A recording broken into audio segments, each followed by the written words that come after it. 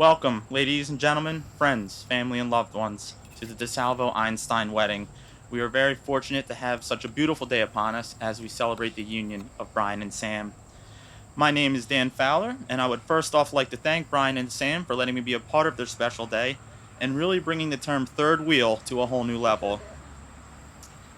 I have known Brian since high school, where we played lacrosse together and became friends. That friendship has remained strong through the years, From a reluctant summer playing for the Pounders to time spent sharing the sideline at Lenape, awing over the legendary Mr. Al Brown.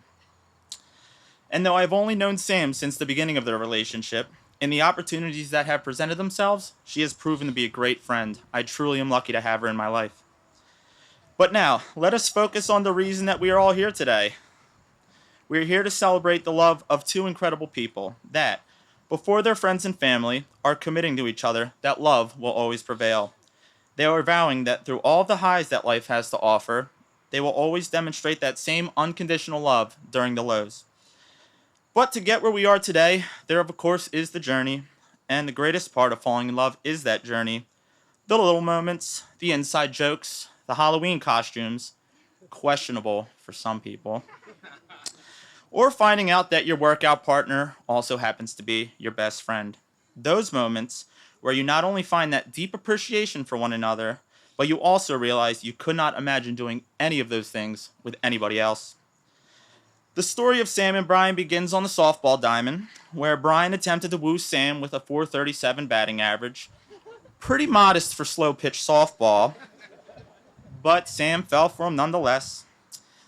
From there, they would go on to get to know each other's habits, starting with diet. Sam would quickly realize that even though she so diligently followed a diet of counting macros, it would be an adjustment to see Brian surround himself with peanut butter and jelly sandwiches and birthday cake Oreos. Conversations would come about of who would be responsible for killing the random house spider, this one, when to watch the next episode of Stranger Things, or if there would be time to squeeze in a quick 9 holes before the sun went down. And after countless amounts of slow dancing at all of the weddings attended of friends and family, one night, over chicken parm dinner, and I was told it was a delicious chicken parm dinner, Brian decided to ask Sam to marry him. It was a culmination of these moments that helped define the love story of Sam and Brian. But love also means exercising forgiveness and compromise. Love is being willing to accept the fact that even though Brian just gave up his Lego collection, at any given moment he could start another one. And sure, you might come home from work one day and the yard work might not be done, but at least you'll have a beautiful piece of architecture to centerpiece the kitchen table. Love is taking your wife down to the beach whenever she wants to go, because peak hours are peak hours, Brian, and getting this tan is not that easy. Love is letting someone sneak in a nap every once in a while, even if it's an hour before you're going to bed, or an hour after you wake up, or an hour before dinner, or during dinner. Okay, Brian, we all love naps, but maybe less naps. Love is learning to care about another person the same way you care about that brand new white rug in the living room, and then forgiving somebody when they ultimately spill something on it during football season, which will happen. All bad jokes aside, Brian, you've been a great friend to me, and I've seen you be a great friend to those around you. Totally selfless, and from the outside, I can see you've been a great son, brother, and uncle to your family. I can't wait to see what kind of husband you are to Sam, because the sky's the limit with you. And Sam, you're one of the hardest working people I know. Everything you set forth to accomplish, you do so. I'm so happy Brian met you, and you guys are building this future together. I can't wait to see how far this goes. Now, I understand you guys have written your own vows. Brian, you will be going first, correct? Yes. All right.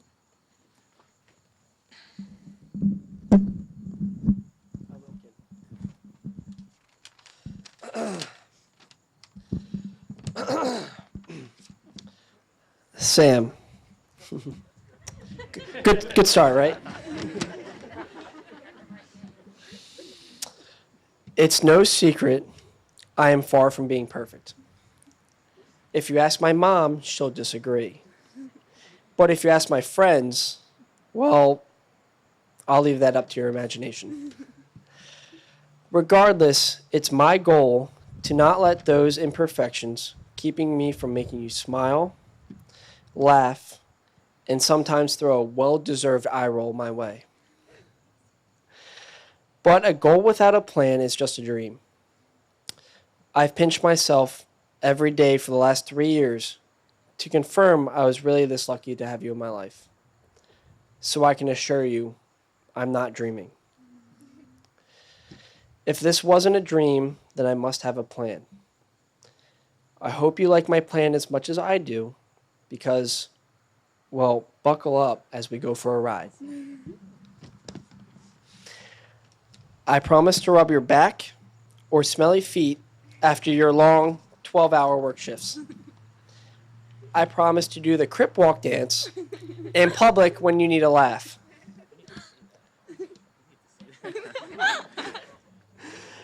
I promise to proofread any paper or email so that you don't send anything with elementary spelling or grammatical errors.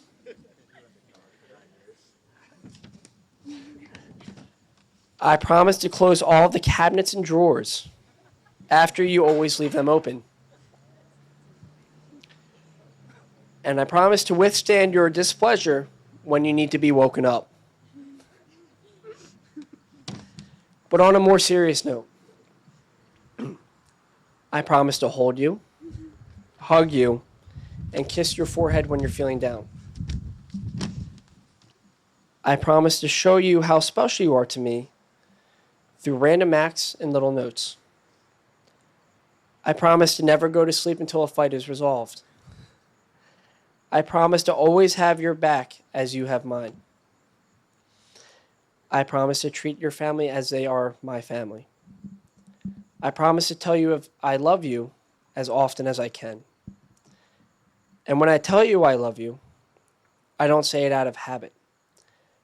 I say it to remind you that you are the best thing that has ever happened to me. You may now unbuckle your seatbelt, if you wish, as my speech ends here. Although my speech is over, my vows to you remain for the rest of my life.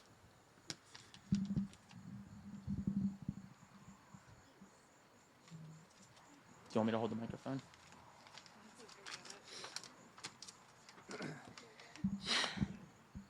Brian. Love is putting someone else's happiness above your own. You do that with every decision you make. I want to vow to do the same for you, to love and support, to sacrifice without hesitation, care unconditionally, and bring out obnoxious laughs. I just want to give you this feeling I'm having right now, every day for the rest of our lives. I feel like a kid whenever we're together, mostly because your eating habits consist of dino nuggets and ice cream, but also because I've never laughed so hard, felt so carefree, or lived so full. I vow to keep feeling young as we grow old. I vow to make your triple-decker peanut butter and jelly sandwiches bread, peanut butter, bread, jelly, peanut butter, bread, because I've messed up that order and I just can't get the tantrum again. I vow to stop climbing on counters and to use the Sam stool you bought me. I vow to share all I have. I'm blessed with the continuing love and support of the people that are here today. It's a gift I cherish most, and I just want to share it all with you. People joke that I'm a princess because I'm picky, particular, and I want things my way. You're pretty much the only person that can tell me no. You stand your ground, sometimes, so I can see that what I want doesn't always make the most sense. So I vow to keep an open mind, see your point of view, and take off the tiara every once in a while. Your best qualities come out through my worst. When I'm stressed and tired and complaining, you're there being patient and optimistic. I've never seen someone be so level-headed in my storm. I have a one-track mind, and once I have a plan, I get flustered when I stray from that path. But that's when I see your love the most.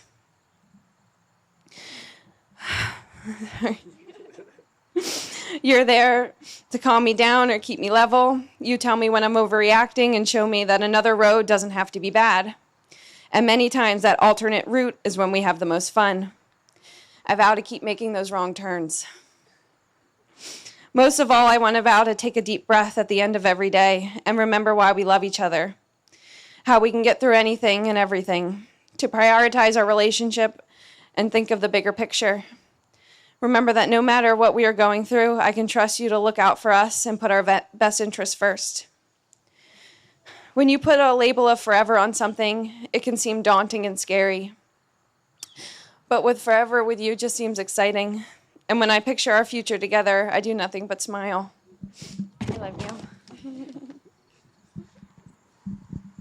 you.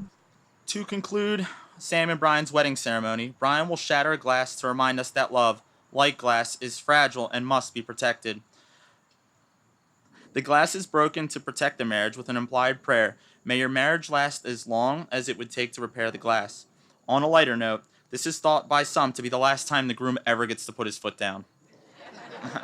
As this ring encircles your finger, so does my love encircle your heart. As this ring encircles your finger, so does my love encircles your heart. With this ring I thee wed. With this ring I thee wed. Sam, repeat after me. As this ring encircles your finger, so does my love encircle your heart.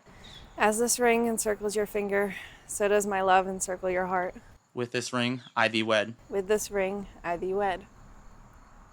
Come on. A little tight. I could.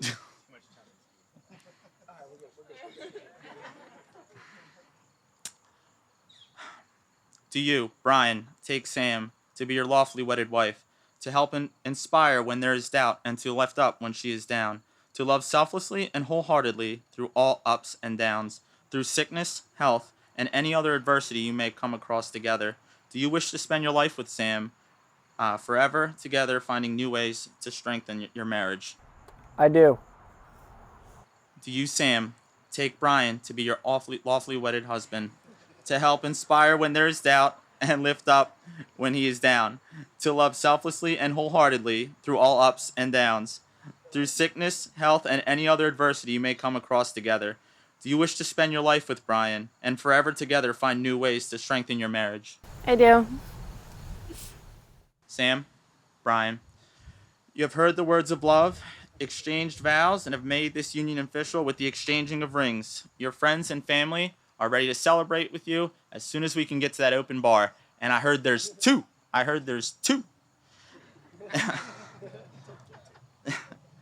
It is at this time, by the power vested on me, by me, or power vested in me on behalf of the state of Pennsylvania, and a little help with a two-click process on a ministry website, I now pronounce you husband and wife. You may now kiss the bride.